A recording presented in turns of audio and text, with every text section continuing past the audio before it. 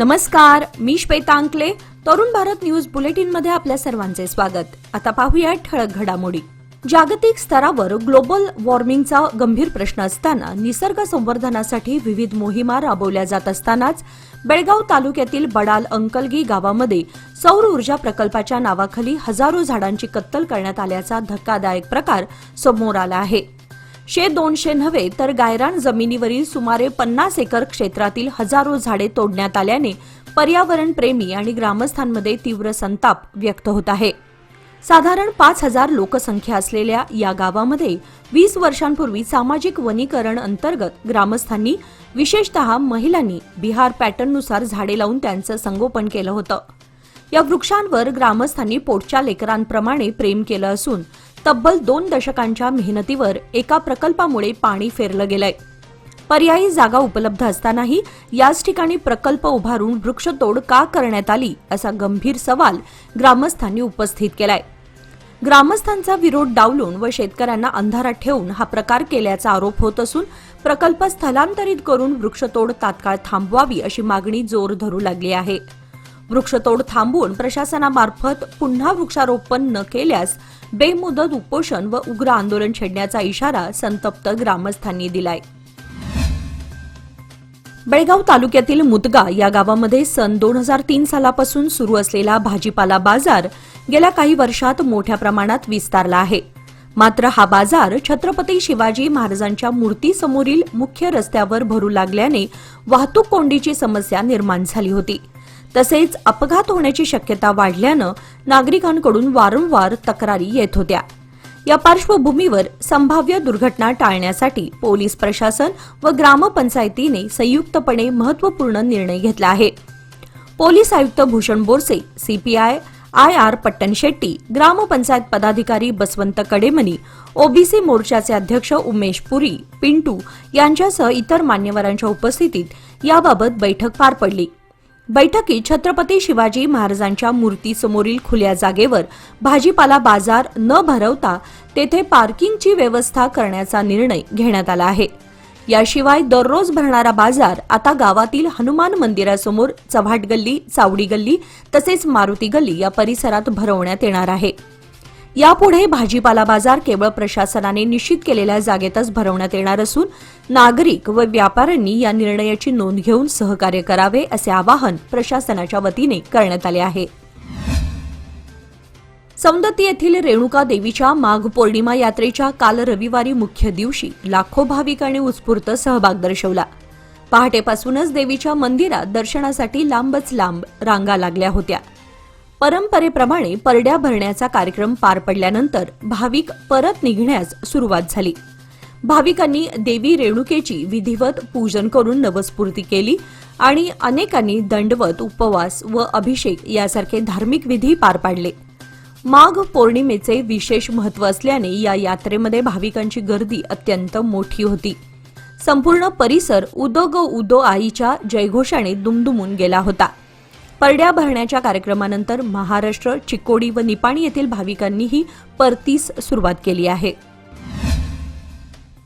बेळगाव शहरातील अंबाभुवन railway station road परिसरातील नाल्याजवळ नागरिकांकडून वारंवार कचरा टाकला जात असल्यानं निर्माण झालेला ब्लॅक स्पॉट हटवण्यासाठी बेळगाव महापालिकेच्या वतीने अभिनव सुशोभीकरण उपक्रम राबवण्यात आला आहे. या ठिकाणी छोटे परंतु आकर्षक असे उद्यान विकसित करण्यात आले असून स्वच्छतेचा संदेश देणारे सांकेतिक चित्र उभे करण्यात आले आहे. नाल्याच्या काठावर कचरा टाकण्याची नागरिकांची सवय दूर करण्यासाठी महापालिकेने पर्यावरणपूरक आणि जनजागृतीपर उपाययोजना केली आहे. उद्यानात सफाई कर्मचाऱ्यांचे सांकेतिक चित्र उभे करून स्वच्छता हीच सेवा हा संदेश देण्यात आला आहे. परिसरात बसण्यासाठी आसन व्यवस्था, आकर्षक सजावटीच्या वस्तू तसेच चित्र व शिल्प उभारण्यात आले आहे. हा उपक्रम नगरसेविका वैशाली भातकांडे यांच्या पुढाकारातून यशस्वीपणे राबवण्यात आला. शहरातील इतरही ब्लॅक स्पॉट हटवून अशा प्रकारे सुशोभीकरण करण्याचे काम सुरू असल्याचे त्यांनी सांगितले. यावेळी महापौर मंगेश पवार यांनी नागरिकांना आवाहन करताना सांगितले की महापालिका शहर सुशोभीकरणासाठी विविध ठिकाणी प्रयत्न करत आहेत. नागरिकांनीही कचरा न टाकता या मोहिमेला प्रतिसाद देऊन बेळगाव शहर स्वच्छ आणि सुंदर ठेवावे. कार्यक्रमास महापौर मंगेश पवार, आयुक्त M. कार्तिक, आमदार आसिफ सेठ, नगरसेवक रवी साळुंखे आदी मान्यवर उपस्थित होते. महापालिकेच्या या उपक्रमामुळे परिसराचा चेहरा मोहरा बदलला असून नागरिकांमधून समाधान व्यक्त होत आहे. बेळगाव तालुक्यातील होनगा येथील ग्रामदैवत श्री काळ भैरवनाथाची वार्षिक यात्रा रविवारी मोठ्या उत्साहात पार पडली. माघ पौर्णिमेच्या आदल्या दिवसापासून सुरू झालेल्या यात्रेच्या पहाटे सूर्योदयाच्या वेळी धार्मिक विधी, हक्कदारी व भाविकांच्या उपस्थितीत संपन्न झाले. दिवसभर हजारो भाविकांनी देवाचे दर्शन घेतले आणि देवस्थान पंच कमिटी, हक्कदारी, ग्रामस्थ व भाविकांच्या उपस्थितीत देवाला नैवेद्य दाखवले गेले. पौर्णिमेच्या दिवशी सजवलेला देवाचा गाडा मिरवणुकीसाठी चेन्नाळी गावाला भेट देऊन इंगळ्यासाठी लाकडे आणण्यात आले. सायंकाळी बलभीम गल्ली येथे विद्युत रोषणाई आणि आकर्षक सजावटीमध्ये देवाचे शोभेचे गाडे एकत्र आले. मानाच्या गाड्यांची पूजा पंच कमिटी, ग्रामपंचायत अध्यक्षा व हक्कदारी यांच्या हस्ते पार पडली. त्यानंतर सजवलेल्या बैलजोड्यासह मिरवणुकीला सुरुवात झाली. सर्व समाजातील नागरिक, युवक युवती मोठ्या उत्साहात सहभागी झाले. प्रत्येक गल्लीमध्ये सुवासिनींनी आरती ओवाळून श्रीफळ अर्पण केले, तर गुलालाची उधळण व श्री काळ भैरवनाथांचा जयघोष यामुळे वातावरण भक्तिमय झाले. उत्तर पश्चिम कर्नाटक राज्य मार्ग परिवहन महामंडळाच्या वतीने बेळगाव येथे नवीन डेपो 1 उभारण्यासाठी 6,64,83,283 किमतीची निविदा मंजूर करण्यात आली आहे. या प्रकल्पामुळे परिवहन सेवांची पायाभूत सुविधा अधिक मजबूत होणार आहे. या कामामध्ये मुख्य प्रशासकीय इमारतीचे भूतळ बांधकाम, वाहन दुरुस्तीसाठी रिपेअर बे तसेच यांत्रिक कक्ष उभारणे यांचा समावेश आहे. तसेच डेपो परिसरातील आतील रस्त्यांचे काँक्रिटीकरण केले जाणार असून पावसाळ्यात पाणी साचू नये यासाठी स्टॉर्म वॉटर ड्रेनेज प्रणाली उभारण्यात येणार आहे. याशिवाय संपूर्ण डेपो परिसरासाठी आवश्यक विद्युत स्थापत्य कामे देखील या प्रकल्पांतर्गत केली जाणार आहेत. नवीन डेपोमुळे बस दुरुस्ती, देखभाल आणि प्रशासकीय कामकाज अधिक कार्यक्षम होणार असून परिवहन सेवेची गुणवत्ता सुधारण्यास मदत होणार आहे. स्थानिक पातळीवर रोजगाराच्या संधी निर्माण होण्याची शक्यता व्यक्त केली जात आहे. बेळगाव उत्तरचे आमदार आसिफ सेठ यांनी वीरभद्रनगर येथील 3ऱ्या क्रॉस येथे अंडरग्राउंड ड्रेनेज सिस्टीमचा शुभारंभ केला आहे. याप्रसंगी युवा नेते अमान सेठ उपस्थित होते. हा प्रकल्प परिसरातील स्वच्छता आणि मूलभूत पायाभूत सुविधा सुधारण्यासाठी महत्त्वाचा टप्पा मानला जात आहे. कार्यक्रमाला परिसरातील नगरसेवक, स्थानिक नेते आणि नागरिक उपस्थित होते आणि त्यांनी या उपक्रमाचे स्वागत केले. नागरिकांनी सांगितले की दीर्घ प्रलंबित असलेली ड्रेनेज समस्या आता व्यवस्थित आणि कायम स्वरूपाने सोडवली जाईल. उपस्थित नागरिकांशी संवाद साधताना आमदारांनी प्रकल्पाची दर्जेदार अंमलबजावणी आणि वेळेत पूर्ण होण्याची खात्री दिली. त्यांनी सांगितले की ड्रेनेज आणि स्वच्छतेसारख्या मूलभूत सुविधांचा सुधारणा हा मतदारसंघासाठी नेहमीच प्राधान्य आहे. नागरिकांनी समाधान व्यक्त केले आणि जीवनमान सुधारण्यासाठी आमदारांनी ठोस पावले उचलल्याबद्दल त्यांचे आभार मानले. कॅन्टोन्मेंट परिसरातील खराब झालेल्या रस्त्यांच्या दुरुस्तीचा मार्ग अखेर मोकळा झाला असून डांबरीकरण कामाचा शुभारंभ रविवारी करण्यात आला. महानगरपालिकेच्या निधीतून येथील महत्त्वाचे रस्ते दुरुस्त केले जाणार आहेत. कॅम्पमधील अनेक रस्त्यांवरील डांबर उखडल्यानं वाहन चालकांना मोठ्या अडचणींचा सामना करावा लागत होता. खड्ड्यांमुळे अपघातांचं प्रमाण वाढल्यानं नागरिकांकडून दुरुस्तीची मागणी होत होती. मात्र कॅन्टोन्मेंट बोर्डाकडे निधी अभावी काम रखडलं होतं. यासाठी सार्वजनिक बांधकाम खाते व मनपाकडे प्रस्ताव पाठवण्यात आला होता. या प्रस्तावाची दखल घेत डांबरीकरणाचं काम हाती घेण्यात आलं. आमदार आसिफ सेठ यांच्या हस्ते हॅव्लॉक रोड येथील कामाचा शुभारंभ झाला. यावेळी कॅन्टोन्मेंटचे सीईओ सुदाम मंचलवार, मनपा आयुक्त कार्तिक एम, माजी उपाध्यक्ष साजिद शेख, अभियंता सतीश मण्णूरकर आदी उपस्थित होते. टप्प्याटप्प्याने कॅटल रोड, छत्रपती शिवाजी महाराज मार्ग व तिम्मय्या रोड यांचंही डांबरीकरण केलं जाणार आहे. हिंडलगा येथे प्रतिवर्षाप्रमाणे यंदाही महिलांसाठी हळदी कुंकू कार्यक्रम उत्साहात पार पडला. या कार्यक्रमाचे आयोजन श्रीराम सेनेचे राज्याध्यक्ष रविकुमार कोकितकर व त्यांच्या सौभाग्यवती भाग्यश्री कोकितकर यांच्या पुढाकाराने करण्यात आले होते. कार्यक्रमामध्ये प्रमुख वक्ते म्हणून बत्तीशिराळा येथील अनिल महाराज देवळेकर हे उपस्थित होते. त्यांनी आपल्या प्रभावी भाषणातून धर्मवीर संभाजी महाराजांच्या बलिदानाचा भावपूर्ण आढावा घेतला. त्यांच्या ओजस्वी वाणीमुळे उपस्थित महिलांच्या डोळ्यात अश्रू अनावर झाले. या प्रसंगी भाजप बेळगाव ग्रामीणचे माजी मंडळ अध्यक्ष धनंजय जाधव, खानापूर येथील भाजप नेते पंडित ओगले तसेच समितीचे नेते RM चौगुले आदी मान्यवरांनीही आपले विचार मांडले. कार्यक्रमास मोठ्या संख्येने परिसरातील महिला वर्ग उपस्थित होता. धार्मिक, सांस्कृतिक आणि सामाजिक वातावरणात कार्यक्रम उत्साहात संपन्न झाला. इन्व्हेस्टमेंट अशीच करणार ज्याने माझी हार्टबीट खूप अशी नाही होणार आणि म्हणून एक पार्ट FD मध्ये नक्की इन्व्हेस्ट करणार, कारण FD आहे तर स्टडी आहे. लोकमान्य FD सोबत मिळवा best interest rate. Lokmanya FD आहे तर स्टडी आहे. नॅशनल बुक ट्रस्ट इंडिया आणि लोकमान्य सांस्कृतिक प्रतिष्ठान यांच्या संयुक्त विद्यमाने गोवा पुस्तक महोत्सव 2026 चे उद्घाटन दिनांक 4 फेब्रुवारी 2026 रोजी सायंकाळी 4:30 वाजता बांदोडकर मैदान, कॅम्पल, पणजी येथे पार पडणार आहे. या साहित्यिक महोत्सवाचे उद्घाटन गोव्याचे मुख्यमंत्री प्रमोद सावंत यांच्या शुभ हस्ते होणार असून रमेश तवडकर, मंत्री कला व संस्कृती, क्रीडा व युवक कल्याण हे अतिथी म्हणून उपस्थित राहणार आहेत. सोहळ्यास मिलिंद मराठे, अध्यक्ष, नॅशनल बुक ट्रस्ट यांच्या उपस्थितीने विशेष शोभा लाभणार आहे. महोत्सव 5 फेब्रुवारीपासून विविध वैचारिक सत्रांनी गाजणार असून त्यात मनोरंजन, साहित्य आणि विचारवंत क्षेत्रातील दिग्गज सहभागी होतील. चित्रपट आणि अभिनय क्षेत्रातून सचिन पिळगावकर, मृणाल कुलकर्णी, अमोल पराशर आणि अविका गोर, तर लेखक आणि विचारवंतांमध्ये आचार्य प्रशांत, सदानंद मोरे, MJ अकबर आणि उदय माहुरकर सहभागी होतील. विशेष सत्रांमध्ये अंतराळवीर कॅप्टन शुभांशु शुक्ला आणि ज्येष्ठ कायदेतज्ञ सुमंत बत्रा मार्गदर्शन करतील. युवराज मलिक आणि किरण ठाकूर यांनी नागरिकांना जास्तीत जास्त सहभाग घेण्याचे आवाहन केले आहे. बेळगाव तालुक्यातील बाळेकुंद्री खुर्द येथील ऐतिहासिक जाधव सरकार घराण्याचे नाव विचार आणि सामाजिक उत्तरदायित्वासाठी जिल्ह्यासह परिसरात आदराने घेतले जाते. या घराण्यातील ख्यातनाम उद्योजक आणि तडफदार नेतृत्वाचे प्रतीक श्रीमंत शिवराज अनंतराव जाधव यांचा 43वा वाढदिवस येत्या बुधवार दिनांक 4 फेब्रुवारी 2026 रोजी साजरा होत आहे.